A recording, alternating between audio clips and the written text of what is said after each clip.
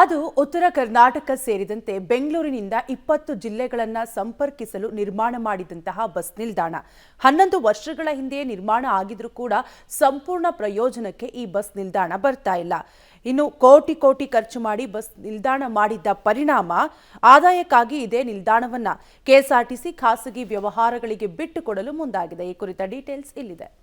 ಉಪಯೋಗಕ್ಕೆ ಬಾರದ ಬಸವೇಶ್ವರ ಬಸ್ ನಿಲ್ದಾಣ ಮಾಲ್, ಚೌಲ್ಟ್ರಿ, ಖಾಸಗಿ ಆಸ್ಪತ್ರೆಯಾಗಿ ಬದಲು ಖಾಸಗಿಯವರ ಪಾಲಾಗುತ್ತಾ ಇಡೀ ಕಟ್ಟಡ. ಕಳೆದ 11 ವರ್ಷಗಳ ಹಿಂದೆ ಪೀಣ್ಯದಲ್ಲಿ ನಿರ್ಮಾಣವಾಗಿದ್ದ ಕೋಟಿ ಕೋಟಿ ವೆಚ್ಚದ ಸರ್ಕಾರಿ ಬಸ್ ನಿಲ್ದಾಣ ಉಪಯೋಗವಾಗದೇ ಇರೋದು ಎಲ್ಲರಿಗೂ ಗೊತ್ತಿರೋ ವಿಷಯವೇ. ನಗರದ ಹೊರಭಾಗದಿಂದಲೇ ಉತ್ತರ ಕರ್ನಾಟಕ ಭಾಗದ ಜಿಲ್ಲೆಗಳ ಸಂಪರ್ಕಕ್ಕಾಗಿ ನಿರ್ಮಾಣ ಮಾಡಿದ್ದ ಬಸ್ ನಿಲ್ದಾಣ ಜನರ ನಿರಾಸಕ್ತಿಯಿಂದಲೇ ಉಪಯೋಗಕ್ಕೆ ಬಾರದಂತಾಗಿದೆ. ಆದರೆ ಇದು ಇನ್ಮುಂದೆಯೂ ಇದೇ ಪರಿಸ್ಥಿತಿ ಅನ್ನೋದನ್ನ ಕಂಡುಕೊಂಡಂತಹ ಕೆಎಸ್ಆರ್ಟಿಸಿ ಆಡಳಿತ ಮಂಡಳಿ ಸಂಪೂರ್ಣ ಕಟ್ಟಡವನ್ನ ಖಾಸಗಿಯವರಿಗೆ ಲೀಸ್ಗೆ ಕೊಡಲು ಮುಂದಾಗಿದೆ. ಹೌದು, 16 ಎಕರೆಯಲ್ಲಿರುವ ಬಸ್ ನಿಲ್ದಾಣ ಸುಸಜ್ಜಿತ ಕಟ್ಟಡವಾಗಿದ್ರೂ ಉಪಯೋಗವಾಗ್ತಿಲ್ಲ. ಮುಂದಿನ ದಿನಗಳಲ್ಲೂ ಉಪಯೋಗಕ್ಕೆ ಬರುತ್ತಾ ಅದು ಕೂಡ ಗೊತ್ತಿಲ್ಲ. ಕಟ್ಟಡವನ್ನ ಹಾಗೆ ಬಿಡುವ ಬದಲು ಇದೇ ಕಟ್ಟಡವನ್ನ ಆದಾಯವನ್ನಾಗಿ ಪರಿವರ್ತಿಸಿಕೊಳ್ಳೋಕೆ ಕೆಎಸ್ಆರ್ಟಿಸಿ ಮುಂದಾಗಿದೆ. ಸದ್ಯ ಸಂಪೂರ್ಣ ಕಟ್ಟಡವನ್ನ ಖಾಸಗಿಯವರಿಗೆ ಲೀಸ್ ಅಥವಾ ಬಾಡಿಗೆ ಕೊಡಲು ತಯಾರಿ ಮಾಡಿಕೊಂಡಿದೆ.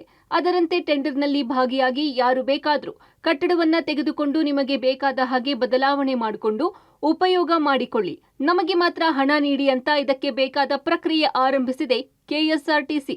ಬೆಂಗಳೂರಲ್ಲಿ ಉತ್ತರ ಕರ್ನಾಟಕದ ಬಸ್ಗಳು ಬಂದಾಗ ನಿಲ್ಲೋದಿಕ್ಕೆ ಅಂತಾನೆ ಕೋಟಿ ಕೋಟಿ ಖರ್ಚನ್ನ ಮಾಡಿ ಬಸ್ ನಿಲ್ದಾಣವನ್ನು ಮಾಡಲಾಯಿತು. ಅದೇ ಬಸವೇಶ್ವರ ಬಸ್ ನಿಲ್ದಾಣ. ಪೀಣ್ಯ ಬಳಿ ಇರುವಂಥ ಈ ಬಸವೇಶ್ವರ ಬಸ್ ನಿಲ್ದಾಣಕ್ಕೆ ನಿರ್ಮಾಣ ಆದ ಮೇಲೂ ಕೂಡ ಅವರು ಅಂದ್ಕೊಂಡಂತಂದ್ರೆ ಸರ್ಕಾರ ಯಾವ ದೃಷ್ಟಿಕೋನದಿಂದ ಈ ಬಸ್ ನಿಲ್ದಾಣವನ್ನು ನಿರ್ಮಾಣ ಮಾಡಿದ್ರು ಅದು ಸಫಲ ಆಗಲಿಲ್ಲ. ಸೊ ಆ ಕಾರಣಕ್ಕಾಗಿ ಈಗ ಇದೇ ಬಸ್ ನಿಲ್ದಾಣವನ್ನು ಖಾಸಗಿಯವರಿಗೆ ಬೇರೆ ಬೇರೆ ಕಾರ್ಯಗಳಿಗೆ ಕೊಡುವಂಥ ನಿಟ್ಟಿನಲ್ಲಿ ಪ್ಲ್ಯಾನ್ಗಳನ್ನು ಮಾಡ್ಕೊಂಡಿದ್ದಾರೆ. ಅದಕ್ಕೆ ಸಂಬಂಧಪಟ್ಟಂಥ ಪ್ರಕ್ರಿಯೆಗಳೆಲ್ಲವೂ ಕೂಡ ಆರಂಭ ಆಗಿದೆ.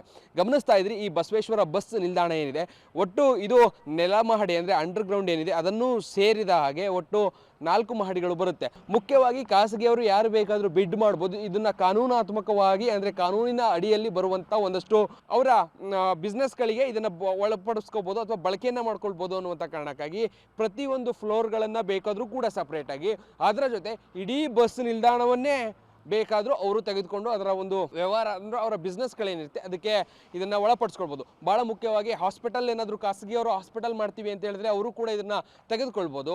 ಅಥವಾ ನಿಮಗೆ ಮಾಲನ್ನು ಮಾಡ್ತೀವಿ, ಮಾಲನ್ನು ಮಾಡಿ ನಾವು ಇದನ್ನು ಉಪಯೋಗವನ್ನು ಮಾಡ್ಕೊಳ್ತೀವಿ ಎಂದವರು ಕೂಡ ಇದನ್ನು ತಗೋಬೋದು.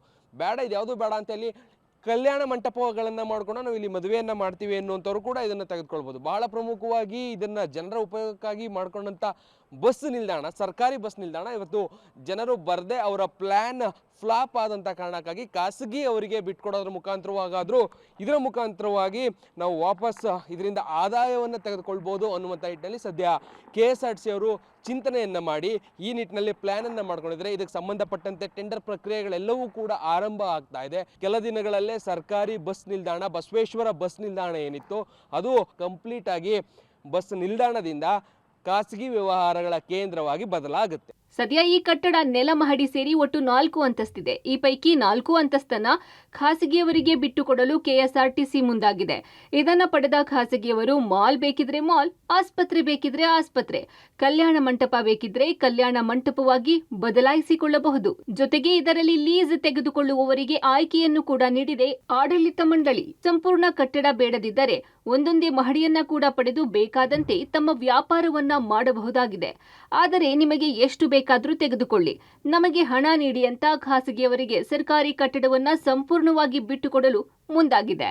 ಒಟ್ಟಾರೆ ಇಷ್ಟು ದಿನ ತಮ್ಮ ಕಟ್ಟಡದಲ್ಲಿ ಕೆಲ ಜಾಗವನ್ನಷ್ಟೇ ಖಾಸಗಿಯವರಿಗೆ ಬಿಟ್ಟುಕೊಟ್ಟು ಆದಾಯದ ಮೂಲ ಮಾಡಿಕೊಂಡಿದ್ದ ಕೆಎಸ್ಆರ್ಟಿಸಿ ನಗರದಲ್ಲಿ ಕೋಟಿ ಕೋಟಿ ಖರ್ಚು ಮಾಡಿ ನಿರ್ಮಾಣ ಮಾಡಿದ್ದ ಬಸವೇಶ್ವರ ಬಸ್ ನಿಲ್ದಾಣವನ್ನೇ ಸಂಪೂರ್ಣವಾಗಿ ಬಿಟ್ಟುಕೊಡಲು ಮುಂದಾಗಿದೆ. ಇಲ್ಲಿ ಮುಂದೆ ಯಾವ ರೀತಿಯ ವ್ಯಾವಹಾರಿಕ ಸ್ಥಳವಾಗಿ ಬಸವೇಶ್ವರ ಬಸ್ ನಿಲ್ದಾಣ ಬದಲಾಗಿ ಮತ್ತೊಂದು ಹೆಸರಿನಿಂದ ನಾಮಕರಣವಾಗುತ್ತೋ ಅನ್ನೋದನ್ನ ಕಾದು ನೋಡಬೇಕಿದೆ. Raghu Mariswamy, metro bureau, public TV, Bengaluru.